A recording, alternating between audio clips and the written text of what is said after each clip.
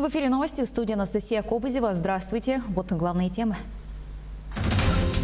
2020 год привил жителям планеты несколько новых привычек. Какие, расскажем в этом выпуске. Программу о Якутии покажут на канале РЕН-ТВ. В республике побывал известный путешественник и телеведущий Сергей Доля.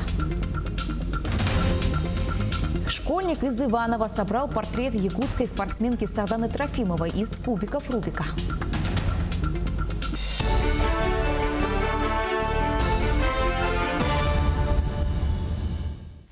Число погибших в результате схода лавины на горнолыжной базе в Норильске выросло до 2.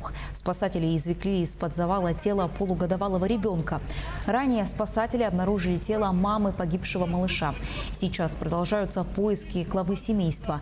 Старший сын был найден живым, его доставили в больницу с серьезными травмами. К другим темам, 125 новых случаев COVID-19 выявили в Якутии за сутки. Это данные регионального оперштаба. В Якутске 50 заболевших, в Мирнинском районе 12, в Алданском 11. По 9 случаев зафиксировали в Мигино-Кангаласском и Нерюнгринском районах. От 1 до 7 заболевших выявили еще в 10 районах Якутии.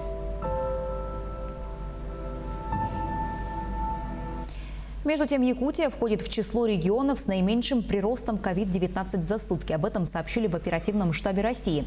Меньше всего заболевших также фиксируют в республике Тыва и Еврейской автономной области.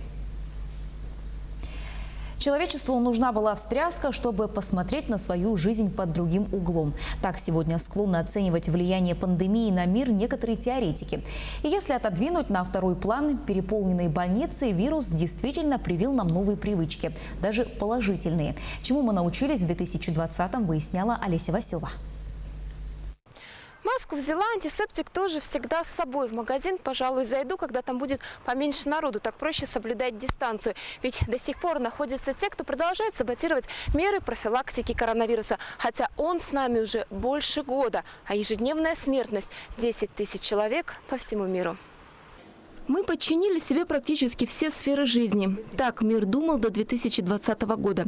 Пандемия показала, в итоге человек остался все таким же беззащитным перед суровой биологией. Вирус за год нанес серьезный урон планете, но заставил вспомнить элементарные правила гигиены. Мыть руки правильно научился каждый, а антисептики и средства защиты весной вообще были дефицитом.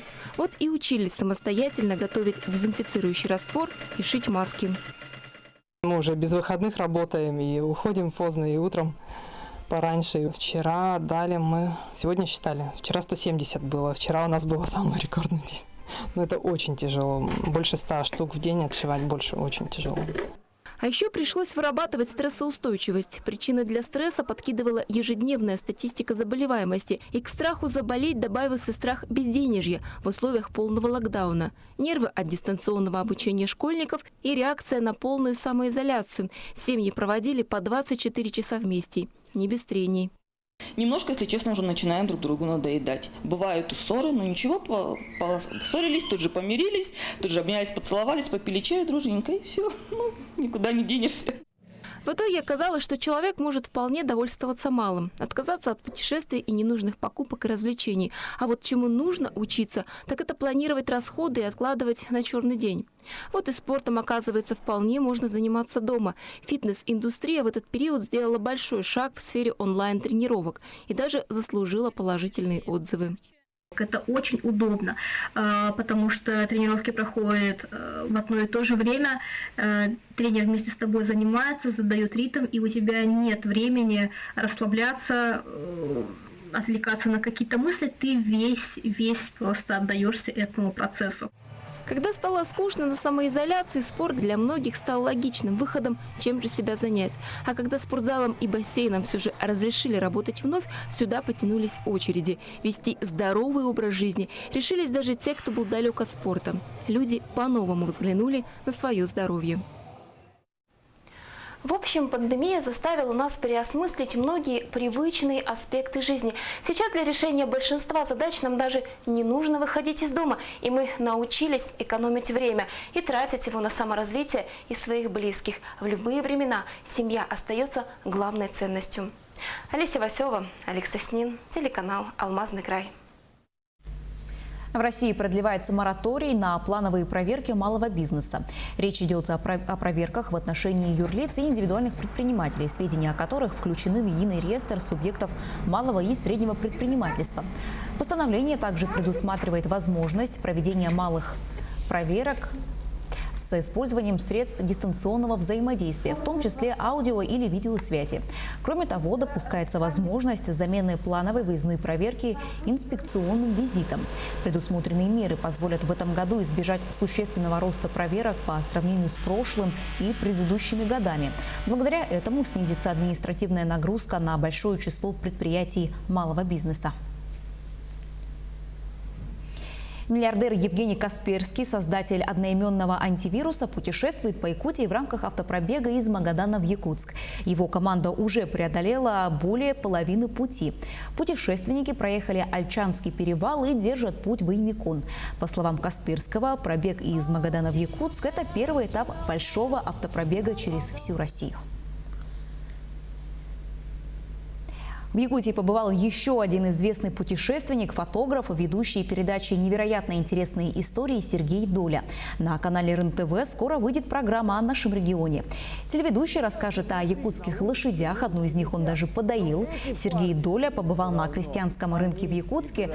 Там съемочная группа снимала часть программы, в которой путешественник рассказывает о том, как рыбачат народы севера. А еще телеведущий сыграл с местными жителями в футбол на улице в 50-градусный мороз. Также Сергей учился играть на варгане. Мастер-класс ему дала заслуженная артистка Якутии, хомусист-виртуоз Альбина Дегтярева. Телеведущий расскажет и о том, как не замерзнуть в самый лютый мороз. В основном все съемки проходили на улице. Сергею даже пришлось купить унты. Минус 47. Я, конечно, одет по погоде, но скажу вам так. Вообще у меня 43-й, но, наверное, с двумя носками 45-й. Есть 45-й? У вас? Большой. Или 40, ну дайте 44-й померяем. Давай. А что-то как-то они тоненькие. Не замерзну я в них? Ну, они вообще ничего не весят. Просто легкие-легкие, но и снимаются как легко. Не то что итальянские. Как в домашних тапочках хожу. Так, 10, 25.